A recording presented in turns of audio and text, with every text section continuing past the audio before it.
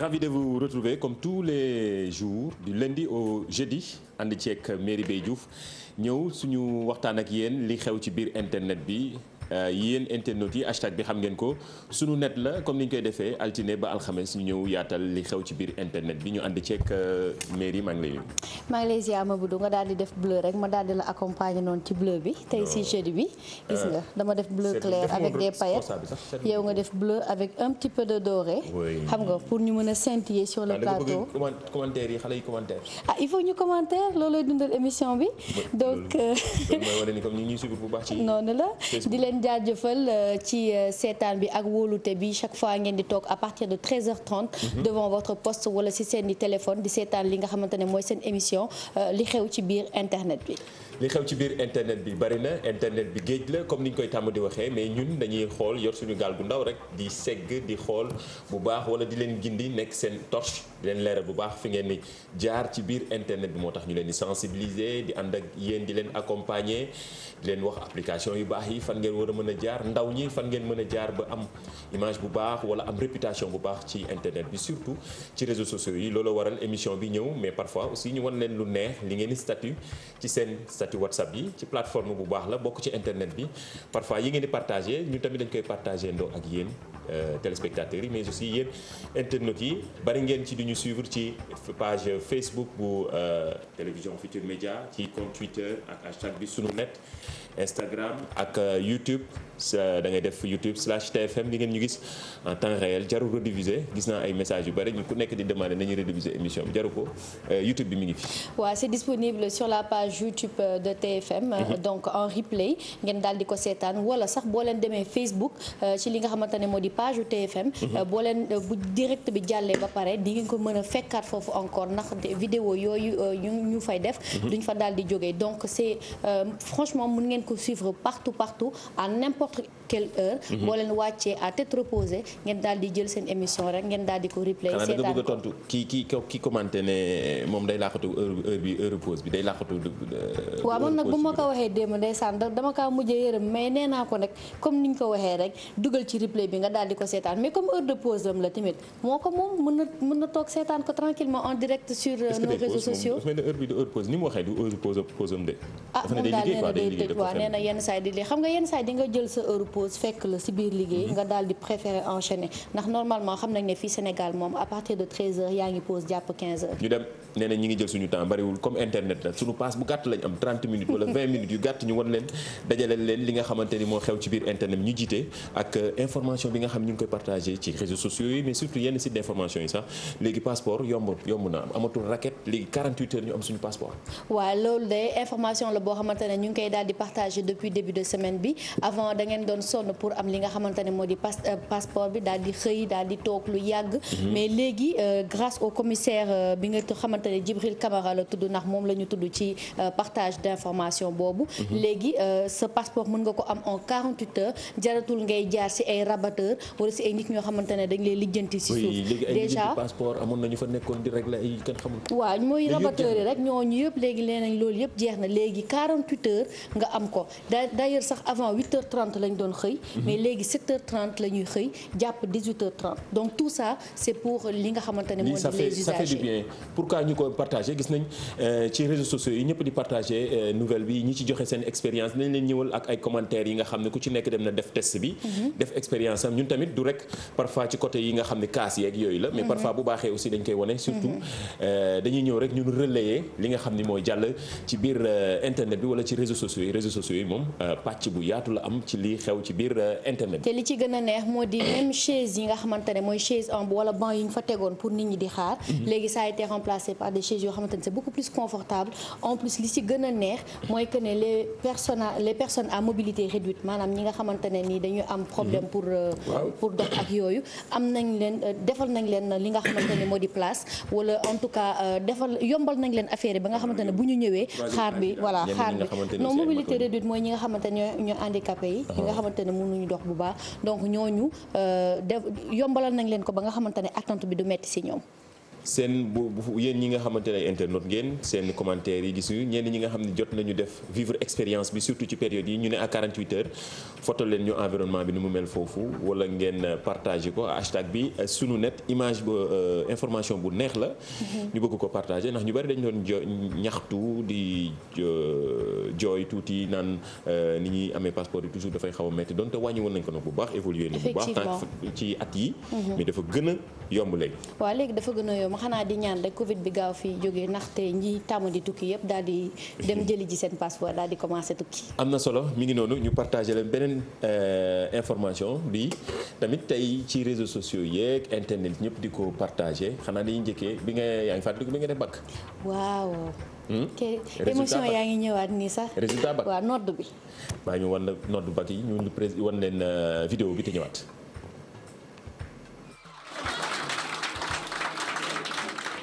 142 549 assez bien lycée Malick Sy 142 430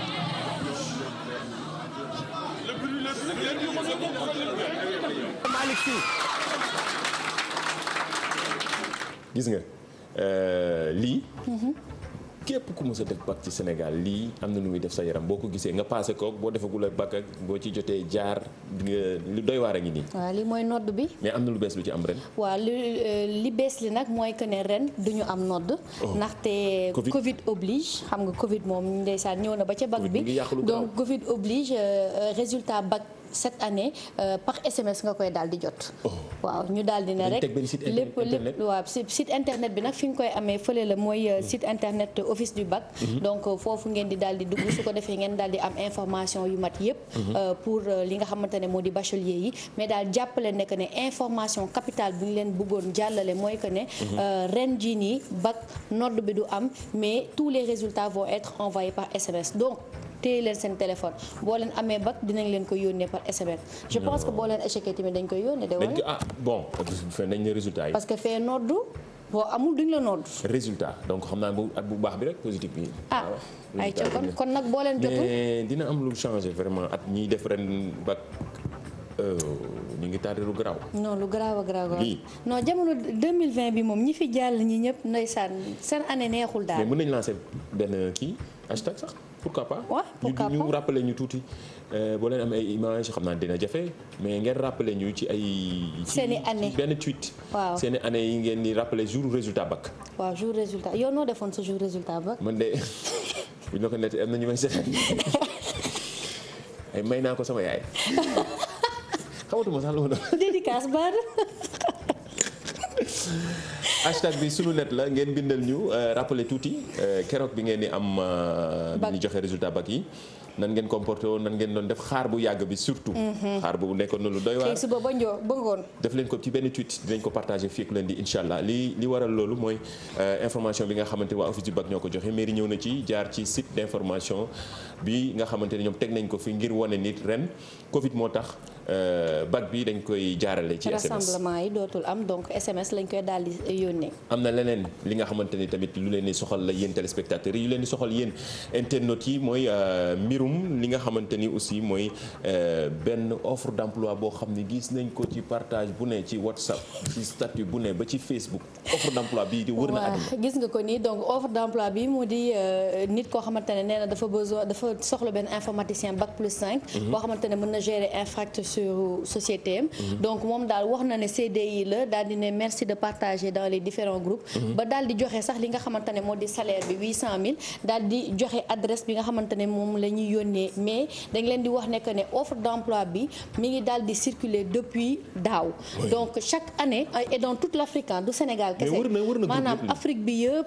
chaque année offre d'emploi bi day daal di jàll dañ leen bëgg a wax rek ne offre d'emploi bi du offre d'emploi bu baax ce n'est pas fake la donc bu leen ci sonn di ci yónnee seen CV wala di ci def leneen parce que chaque année offre d'emploi bi dañ koy daal di yónnee donc lii tamit ci li nga xamante ne moo di fausse information wala désinformation si la daal di bokk donc ñun tamit comme suñu rôle mooy vous informer mais en même temps vous dire lan moo nekk dëgg ak lan moo nekkul dëgg lii tamit il était de notre devoir que que ñu indi ci ay précisions Mamadou. bari na ci ay internautes yi nga xam ne interpellé nañu ak hashtag bii di sunu net ci offre d'emploi bi gannaaw bi ñu vérifié xam nañ ñu wérul comme ni ko mairie expliqué suñu rôle tamit loolu la. maanaam dañuy def fact checking duñ ko def rek ci lépp rek loo xamante ne day jàll ci internet bi dinañ vérifié ba mu leer. ñu ñëw partagé ndoo ak yéen. dama la bëggoon laaj benn affaire parce que depuis démb aussi internet yi ñu ngi ma si interpellé. xam nga démb da nga leen wax ne que bu ñu amee vidéo wala image ñu daal di ko yónnee si suñu hashtag bi sunu net.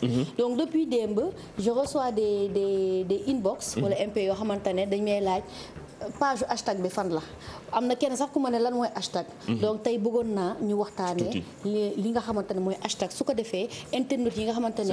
xamuñu ko hashtag rek. waaw am na ñenn xale yi nga xam ñu ngi ci Facebook wala te xamuñu ko expliquer leen. exactement donc hashtag ñoom lii mooy jees bi. mooy li nga xamante mooy ñaari trait bi nii ak ñaari jees yi. donc hashtag boo leen ko déggee moom mooy li nga xamante ne benn mot clic la donc da lay permettre nga marqué benn contenu. wala nga marqué benn mot boo xamante ne dafay daal da nga koy daal di partager si li nga xamante ne mooy sa réseau social te loolu dalay permettre ñi nga xamante ne mooy sa abonné wala sa followers ak ñi nga xamante ne nekkuñu sax sa followers ñoom dañuy mën a gis li nga daal di bind mooy contenu bi donc hashtag nag moom daal di nañ ko intégré li nga xamante ne moo di dictionnaire anglais Oxford ak Petit Larousse depuis juin 2013 ak Petit Robert depuis mai 2014 mais li ci gën a neex mooy hashtag il est né en 2007 sur Twitter Twitter la daal di judd en 2007 waaw ba ñuy ubbi Twitter ensuite 2009 ñëpp gis nañ ko ak problème post électoral u Iran bi ñu daal di gis ne que hashtag bi moo daal di yóbbu li nga xamante ne nii moo di problème u Iran bi donc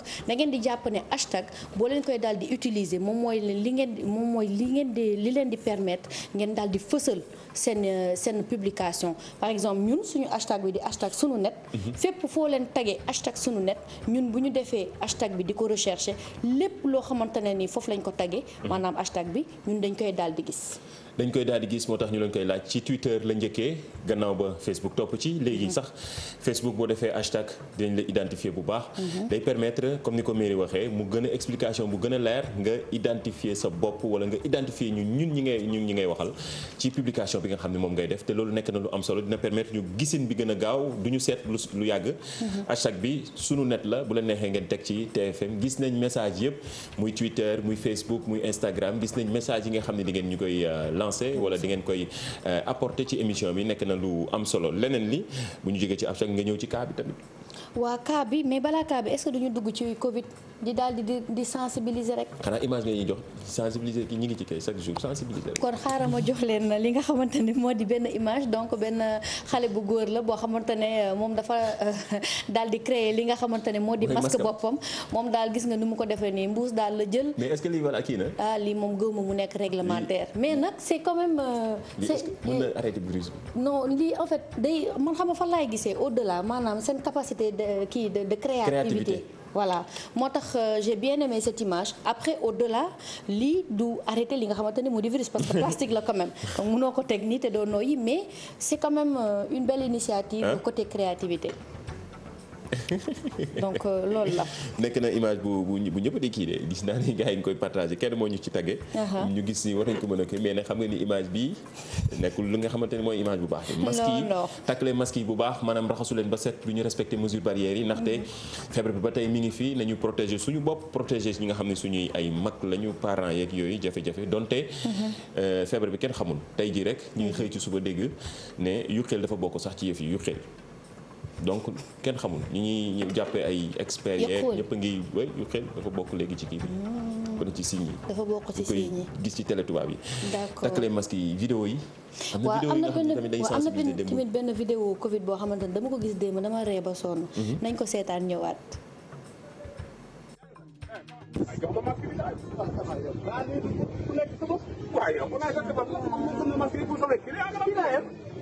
client yi ma yab yëpp ci suba léegi 10 yi ma am yëpp ci laa leen. kii kan moo takk li. ñëpp 10 yi. waay.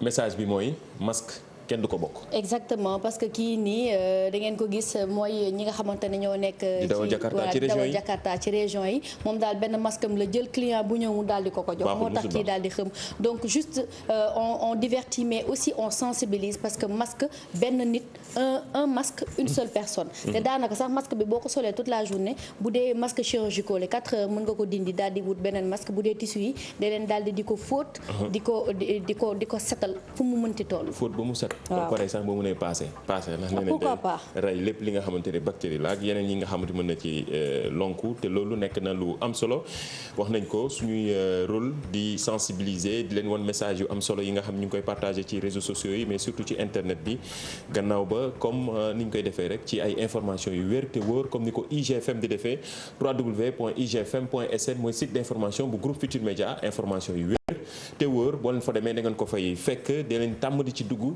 ay information yu am solo la ñuy joxe rawatina ci période yi ñu nekk période Covid yi information en temps réel bu ñu ñëw ci loolu xanaa nga indi ñu cas bi.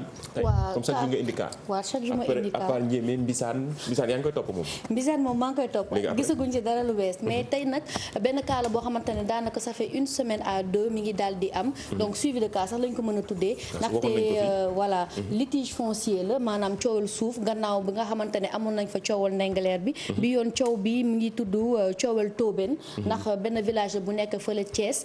ñoom nag dañu am problème ak ki nga xamante ne moo di société bi di ICS. parce que dañu ne waa ICS dañu bëgg a jël seeni suuf. te fayuñu leen li nga xamante ne moom mooy payoor bi gën ci ñoom. donc li ñu leen daal di proposer dafa daal di ndaw comme ni ñu koy gisee nag ci image yi avec la complicité de la régie dañu gendarme yi dañ fa daal di def descente. di fa tirer ay bali fetal daal di arrêter yi nga xamante ne mooy ñenn doomu Tobène yi ak aussi ki nga xamante ne mu di benn activiste bi nga xamante ne mi ngi tudd Ardo Ñing ndax kooku dañu ko accusé ne moom moo daal di pousse nit ñi pour ñu daal di jóg pour daal di xeex xëy na rek bu ñu mënee seetaan rapidement image yi daal di ñëwaat. bu ñu ñëwee cercle nit duñ leen ci bàyyi ndax ñun ñoo dëkk ak ñoom te ñoom matuñu 100 mètres ñoom mënuñu fee dëkk buñ fi indee ay takk derit ñoom mënuñu fee dëkk mënuñu fee dëkk waaw bàyyi woon nag ñu jéem a waxtaan ba jubboo sinon ñun moom suñu bakkan lañ ci teg jaral na leen ba duñ fi liggéeyee loolu moom jaral nañ ba tey moom buñ fi nekkee tey ba liggéey ñoom mënuñu fee continuer di fi nekk te duñ fi liggéeyee.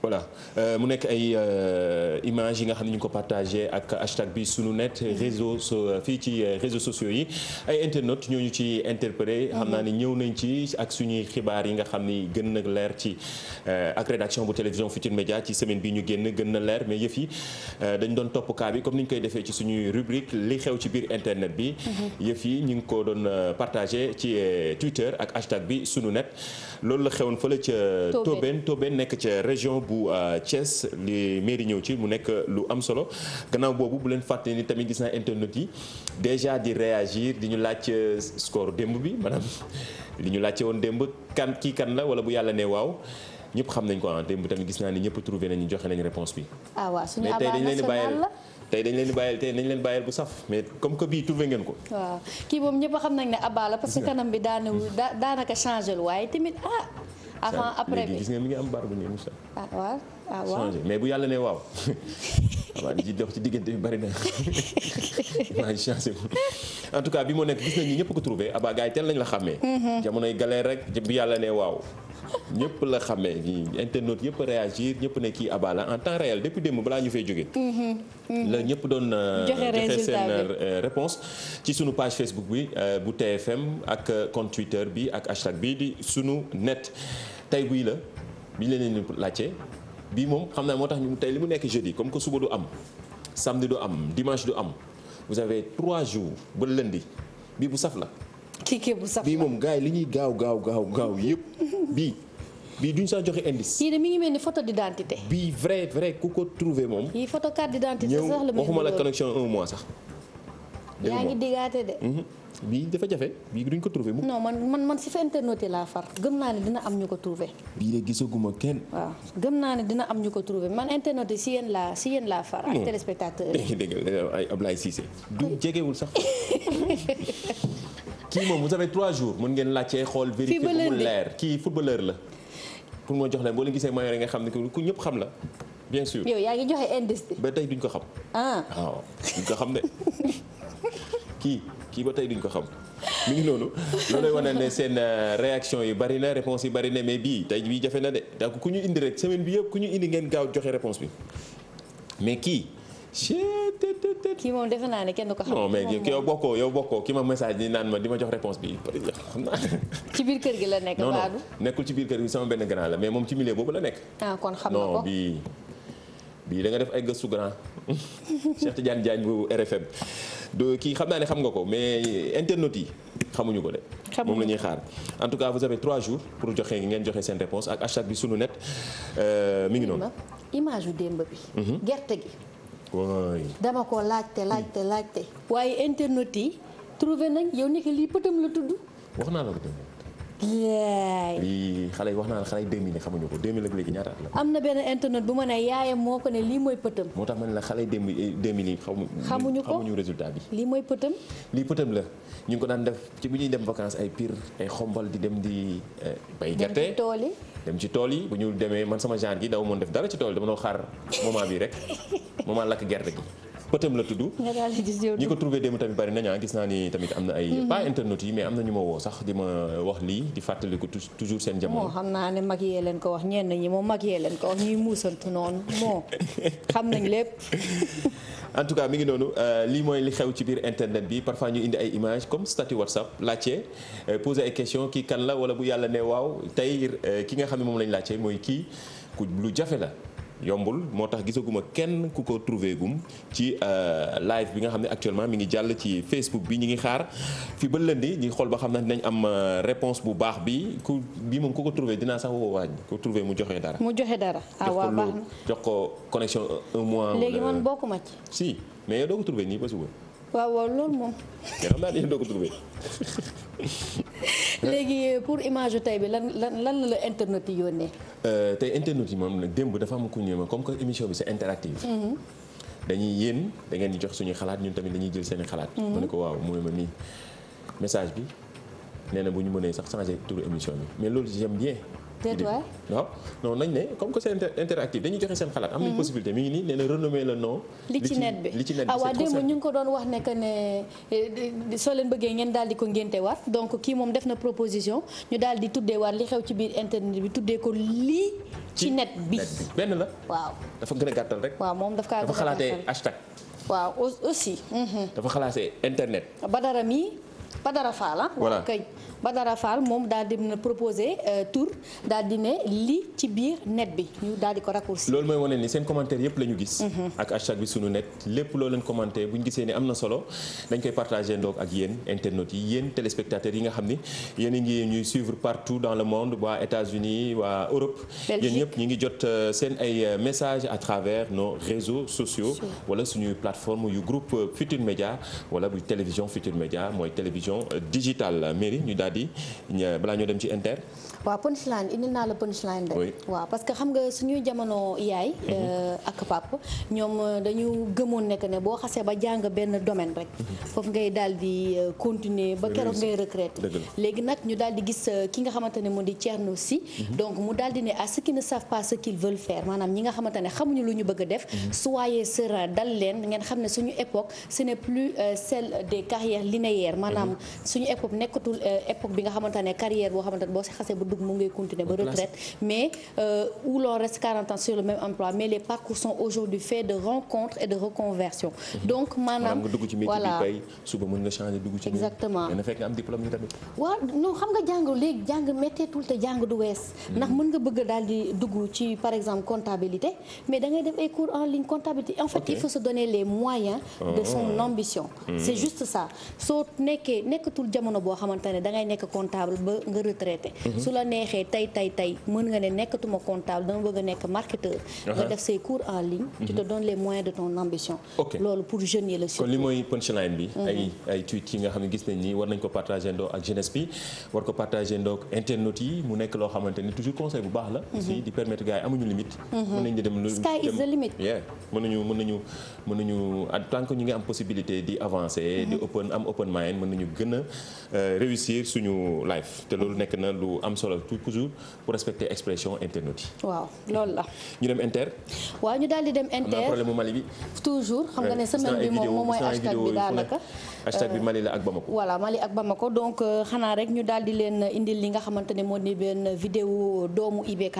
bi nga xamante ne dafa nekkoon di def li nga xamante ne mooy la fête ak ay xale yu jigéen donc ñu bëri dañu jàpp ne que vidéo boobu moo daal di xëy na xamb li nga xamante ne moo di affaire yi. ba ñu daal di commencé xeex bi daal di commencé. c'est vrai que vidéo bi mi ngi def tabac ci. non mi ngi def tabac parce que nit ñi ñu ngi koy partagé. avant affaire yi la nag. avant affaire yi la mais ñenn ñi dañuy yaakaar ne. waaw juste après. voilà avant affaire yi la mais nit ñi bi ñu ko commencé di ko partagé xam naa y a eu un soulèvement parce que li ñu gis ci vidéo bi ñu daal di ko seetaan ñëwaat.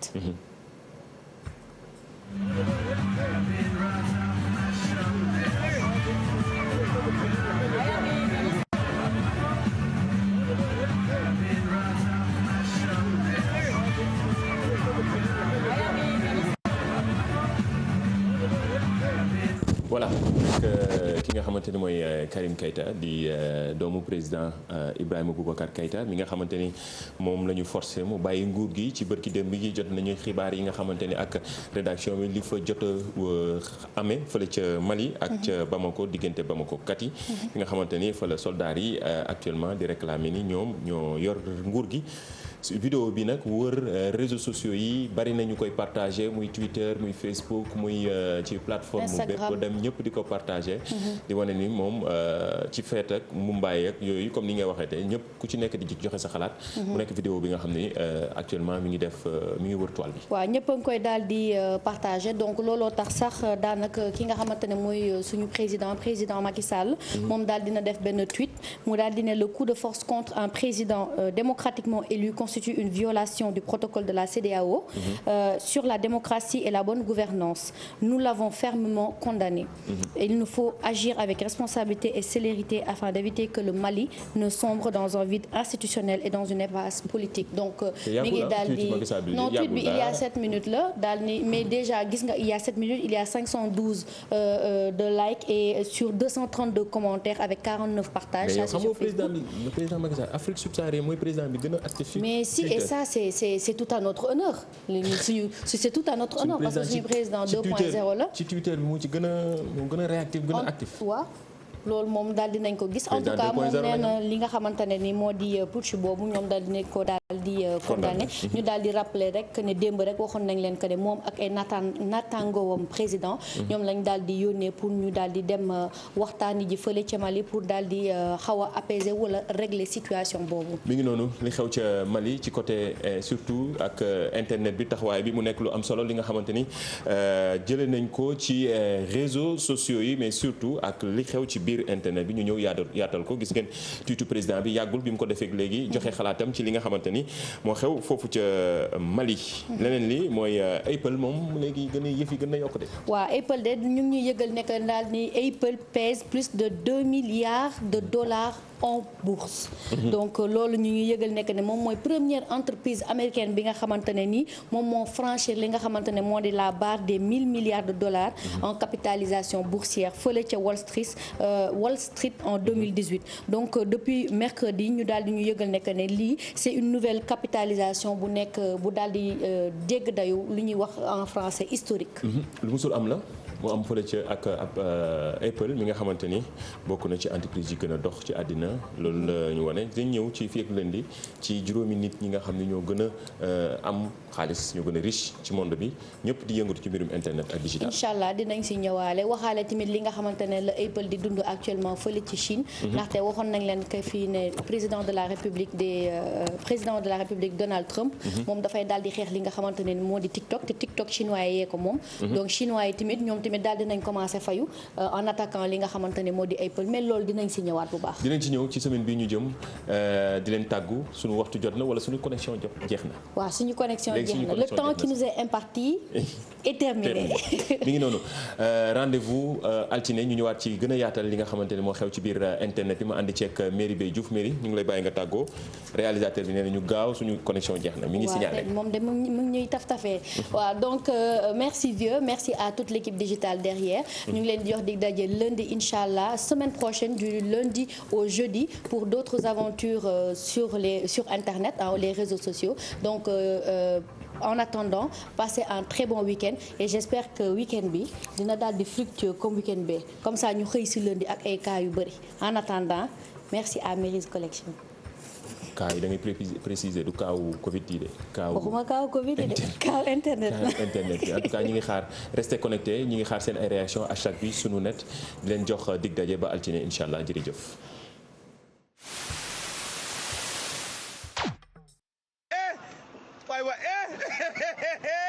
parce que yow mal xiyam ngay xoolal lii gars yi ngay xoolal lii xoolal Riyad la xoolal place Pape Moussa xoolal place Moussa Fall amee nii place Sóora. dafa am waay bu ma romb fee léegi nii. waaw daal di tisooli ci sama kanam. tisooli sa kanam nii. ndax muy tisooli ci sama kanam gi ah loolu mooy lan. waaye li doy na waar di. feebar bi nga xamante ne tisooli lay bañ ah waa ji dama jàkkaarloog moom mu ne ma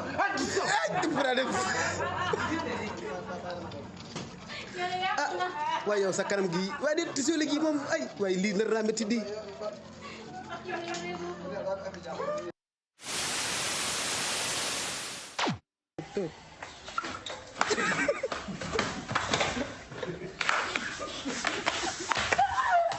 Ah